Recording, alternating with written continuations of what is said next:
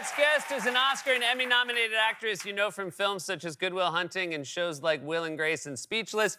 Her new book, Managing Expectations, a memoir and essays, is on sale today. Please welcome back to the show, Minnie Driver, everybody.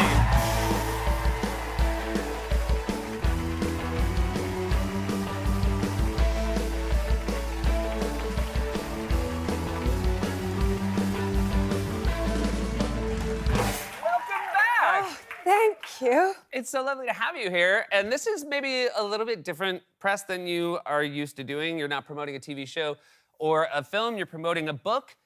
And is it true that for a promotional event, I believe yesterday, yes, you were in a kayak? Yes.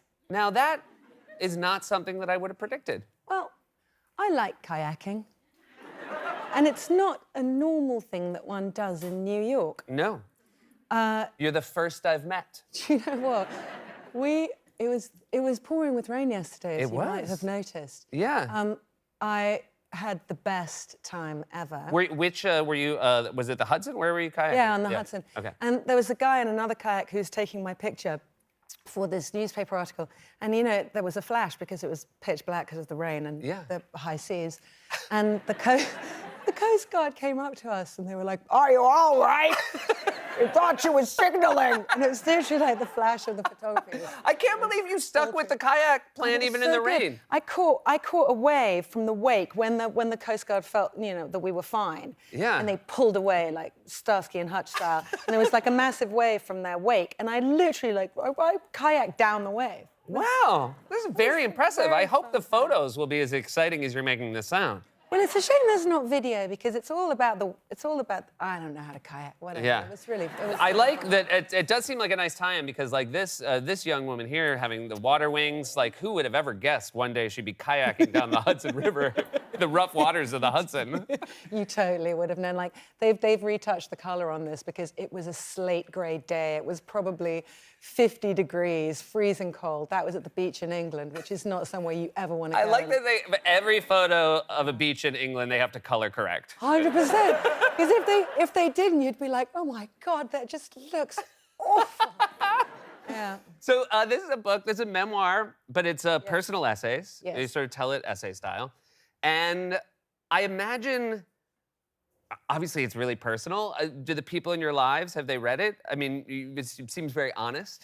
Yeah, I mean, I wrote, it's dedicated to my mum, but also to my English teachers, one of whom is this man called Alistair Langlands, who features in the book, and I sent it to him.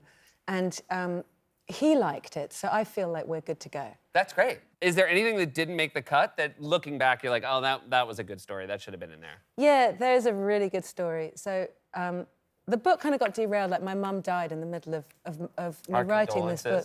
Thank you. And I didn't think I could finish it, so I had to shorten the book. And the story that didn't make it in, that was one of my mother's favourites, was when I made the movie Phantom of the Opera, I sang the title track to that movie, and it got nominated for an Academy Award, which is really exciting.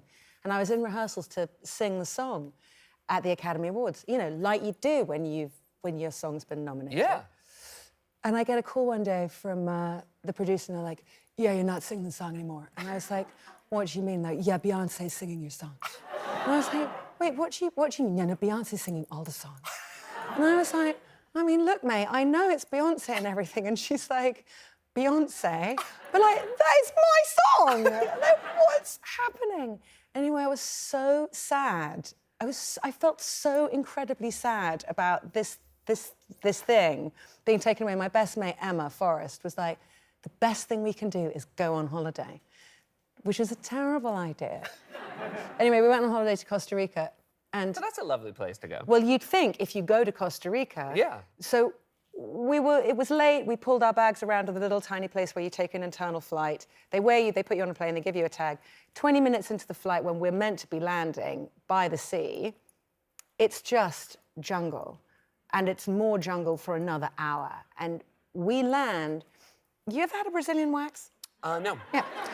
So... Meaning to. Yeah. Let us know when you do. If you can imagine in the jungle having had like a Brazilian wax just for like the runway in the middle of it, that's where we landed, but it's not in Costa Rica, it's in Panama. Now, at any point, did they say, like, did the captain make an announcement? No. Okay. It's this tiny rickety plane, and Did you like buy discount tickets? No, they just gave us the wrong. They give you like a color-coded thing. You got on the wrong plane? We just got on the wrong plane, and we went to Panama, and they dropped us off, and I was begging the guy to please let us get back on the plane and go back to Costa Rica, and he was like, the plane's full. Everybody else was getting on the plane. We were literally in the middle of the jungle, and I was like, but when are you coming back?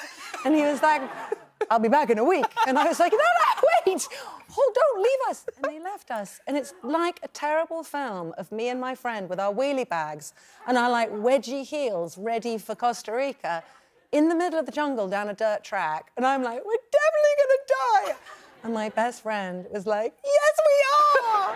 It's just funny to think of you at a like tiny airport in the jungle being like, I was supposed to sing at the Oscars. But screaming to the monkeys. I was supposed to sing at the Oscars. They're saying like, that lady keeps telling us she got replaced by Beyonce. There's a very strange woman out on the Brazilian wax runway. Crazy. Take her to Panama and leave her there. So your son is 12. Is he curious? Is a 12-year-old curious when his mother writes a memoir? Yeah, I mean, he is so not interested in anything. I mean, he's so lovely. I did rope him into, I have a podcast called Mini Questions, and I ask the same 7 questions to everybody. And for this Mother's Day coming, I asked Henry if he would interview me. And he was so nice about it. And he was like, yeah, no, I will. And I was like, and you know, he really does have a deep voice and he sounds like he's a bookie. And I was like, so will you know that when you ask the questions, like, ask me the questions, but then perhaps there should be like follow-up questions. She's like, no, I got it. Listen, it's okay, I got it. So it's like, so Mom, what would your last meal be? And I'm like, go through the last meal, and I'm like, you know, and then I'd have ice cream. To follow up, what flavor ice cream would you have? And would you also add sprinkles?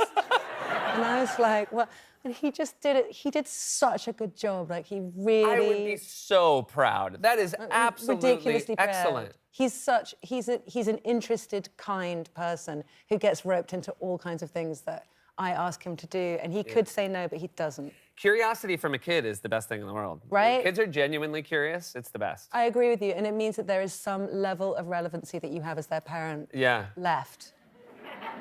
Do you feel like you're holding on for dear life? I mean, by a thread.